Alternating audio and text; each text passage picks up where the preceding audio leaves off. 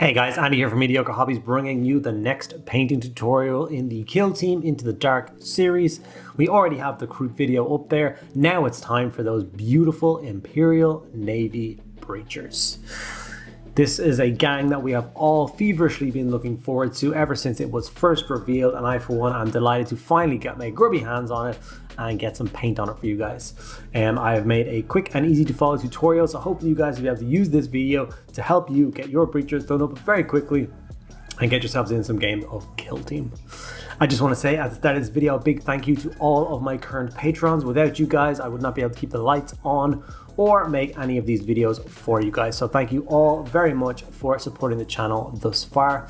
If anyone out there is interested in joining the Patreon and getting access to all of those benefits, there's links to it below. Thank you guys so much, and let's get into the video. So I want to start off by thanking Games Workshop and Warhammer Community for sending out a review copy of the Kill Team Into the Dark for me to use for these videos. So big thank you to those guys. So with the normal Chaos Black spray followed by a Zenithal of Grey Seer, we used Ultramarines Blue contrast to get the first coat of blue down for the marine jackets that the Breachers wear.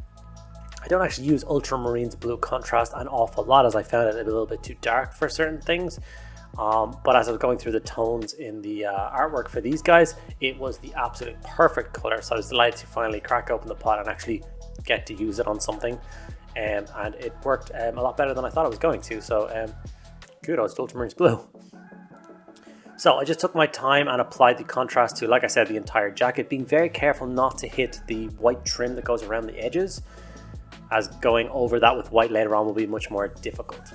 Apothecary White was used just to start strengthening the color of that kind of piping on the jacket, that trim, just to brighten it up a little bit.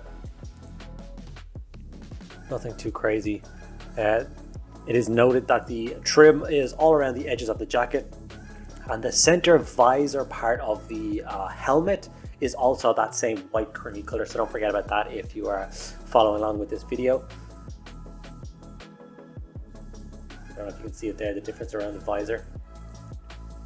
Black Templar was used for all of the boots, gloves, and the belt that goes around the waist. I decided to do the entire boot with this because the armor panels that sit over it, I think it was easier just to go all black first and then just paint the metallic parts over the top of it. It means I didn't leave any gaps or anything like that. And because I was painting over it, it didn't matter what part of it I hit anyway. So just a very quick coat of the Black Templar contrast all over the boots and the gloves and the belt. Oh, and also the air tank that's on their backs, that is also the same black color.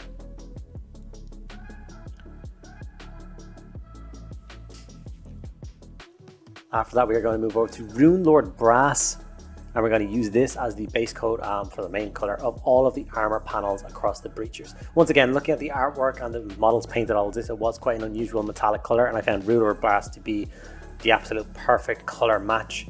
And once I started applying this, I realized I had definitely picked the right color, and I was going to be quite happy with the result when I did it.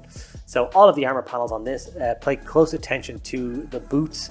They do have a few layered pieces on top, and it's kind of hard to pick out yourself what parts are the metallic and what parts are not. So I just used the 360 on the website to figure it out. And I think it does make a difference if you take the time to get the right parts, the right color. Leadbelcher was used just to block in all of the metallic parts on the miniature that aren't the gold. So the handle, the cylinder, and the barrel of the pistol, and of course the blade of the sword. That pretty much made up the entire metallic parts of this model. They were the silver parts of it anyway. It is a very ornate breaching model with the gold. A little bit of Blood Angel's red contrast was used just to paint in the first coat of red on the visors. Nothing crazy, but you need to take your time and be careful not to hit the white part around it. Next, it was time to shade the miniature. I went for a Nuln Oil shade. This is one of the newer shades, so it's obviously like that thinner consistency. And applied this all over the miniature. Because of the thinner consistency, I could go over the white parts and everything with it, and it didn't affect it too badly. I'm still getting my head around the use of the new shades, but like I said, I don't see much point in doing a tutorial video showing you something applied with the old shades if you guys can't get them anymore. So from now on, I will only be using new shades in tutorials. and learning to use them. This is it with the shade all dry. I also blacked out the base just to satisfy the eyes a little bit. As you can see, the model is already looking fantastic. And now it's time for the layering stage. I went in for Macragge Blue for those jacket. This, I think, was another perfect color match. It's one of those times that whilst I was applying the Macragge Blue and seeing how cleanly it was sitting on top of the Ultramarines Blue contrast washed down, I was like, this is nice. I like this. It makes me want to go and paint the rest of the squad right now. Which is the same feeling I got from the Crew. So if you watched the Crew video, you should check that out. I'll leave a link above now if you want to check that out after.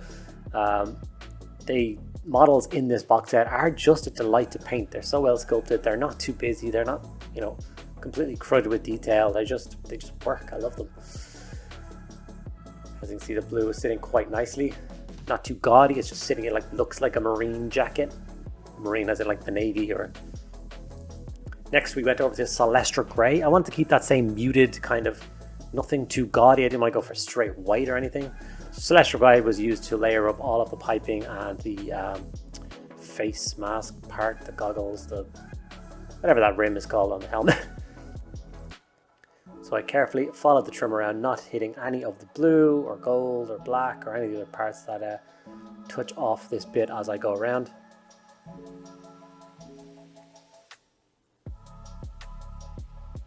Like I said, taking my time. Here's the miniature with the white done. I then went back to Runelord Brass and added just a quick highlight to the armor. I love the tone of the armor so much that I did not want to add a different color on top for layering. So I just went back to Runelord Brass and just touched up the higher areas again. I think it worked a treat. I'm very happy where the metallics ended up on this miniature. And like I said, I cannot wait to go and get the rest of the Breacher team, boarding Breacher Navy Breachers painted up, and then get a game of Kill Team on the channel for you guys using them. I forgot to film what paint this was, but this was Evil Sunz Scarlet, and I just used this very quickly to highlight the eye lenses, make them pop a little bit more. I apologize for not showing the paint. Evil Sunz Scarlet was the one that I did use.